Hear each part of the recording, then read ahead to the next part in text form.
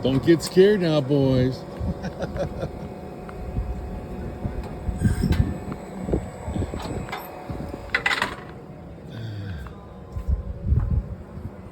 guys ready?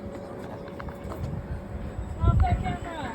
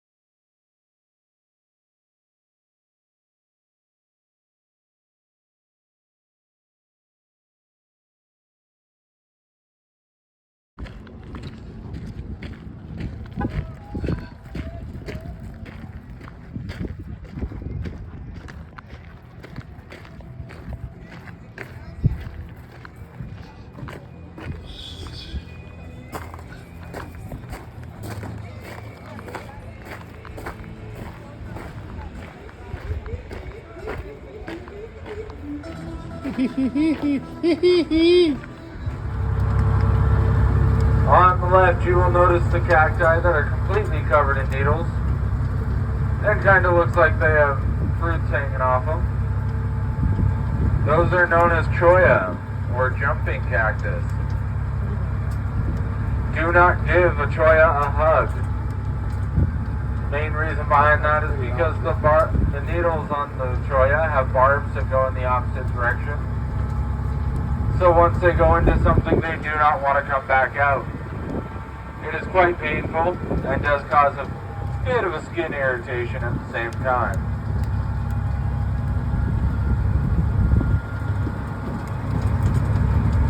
Coming up on the right, you'll notice that metal structure. That is known as a head frame.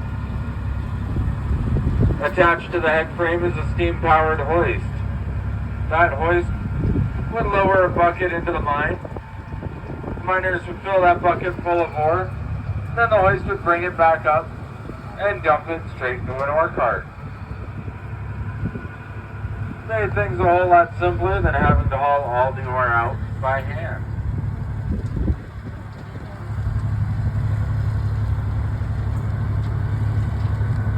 Once we get into this turn, just past the beautiful looking telephone pole, you'll see a very large hole in the ground. That is the Wasp mine. The Wasp is known as an open pit mine. Unlike regular mines where they chase the ore underground, an open pit mine finds the ore on the surface and then digs a very large hole around it, making it a little bit easier and of course safer for the miners to get all the ore out of the ground.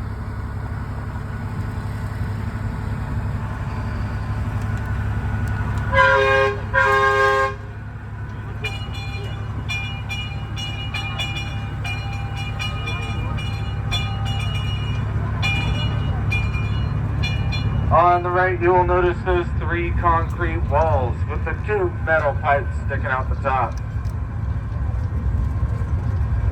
Those are boilers in between those walls. The boilers were used to heat up water using coal to create steam.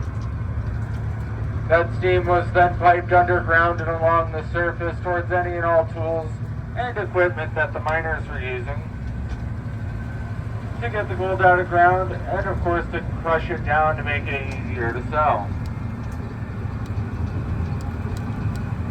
As we come out from under this trestle, you'll notice a small gray ore cart and a mine shaft.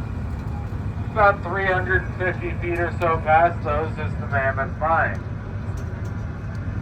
The Mammoth Mine was the main producer of gold out here in Goldfield. It went down about 1,058 feet into the ground. When the miners got to that level, they accidentally struck an aquifer. An aquifer is an underground lake or a river, so once they hit that, the mine began to fill with water. Thankfully, all the miners were able to get out from underground before it completely filled up, so no one got injured. Now, if you look out in the distance on the right-hand side, you'll notice a gray building with a red roof. And if you look out farther past that, you'll see a gray building with a gray roof. That gray building in the very far distance is about half a mile from here and located right next to the Black Queen mine. The Black Queen was in operation around the same time as the Mammoth Mine. However, due to the Mammoth Mine striking that aquifer, it changed the water table out here a little bit, so the Black Queen ended up flooding as well. Straight ahead of the train, you'll notice that mountain with a big rock on top. That is known as Bulldog Mountain, located right next to the Bulldog Mine. The reason it is called Bulldog Mountain is because that big rock on top used to look like a bulldog's head. Right now you can only really see the ears, and that's because a long time ago some miners got bored, climbed to the top of that rock with a bunch of dynamite, and then blew up all the dynamite. When they did that, they blew off the entire face of the mountain, causing it to look as it does to this day.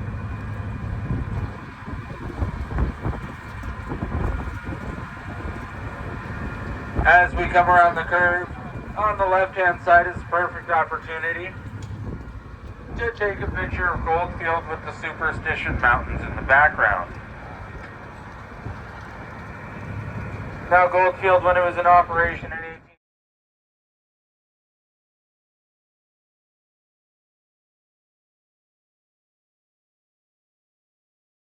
18... canvas tents located all around the outskirts of town. With the population being so high, there was a lot of mail coming in for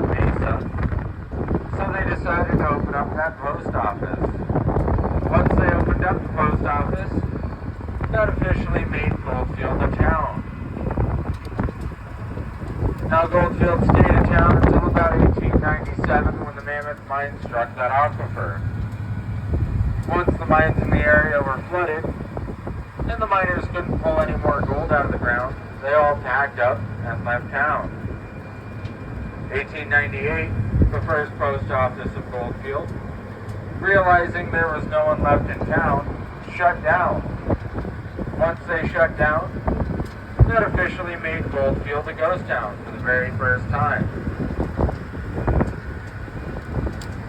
Goldfield stayed a ghost town till about 1920. You can see about 50 miles in any direction. So if you're a big fan of pictures, that's a fun way to get some. Now, miners back in the day who worked in the mountains had a similar system they called a gravity tram that they used to get the ore back to town.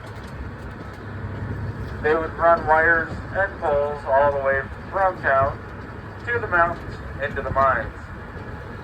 In the morning, they would haul the ore carts in by mule. As they worked throughout the day, they would load those ore carts full of ore and send them down that wire line using gravity. Hence the name Gravity Tram.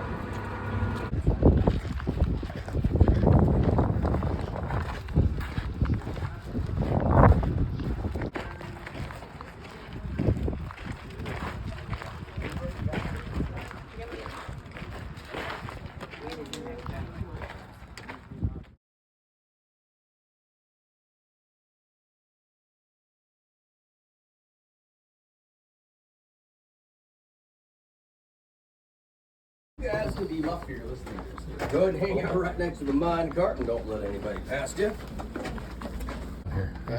Nice and cold.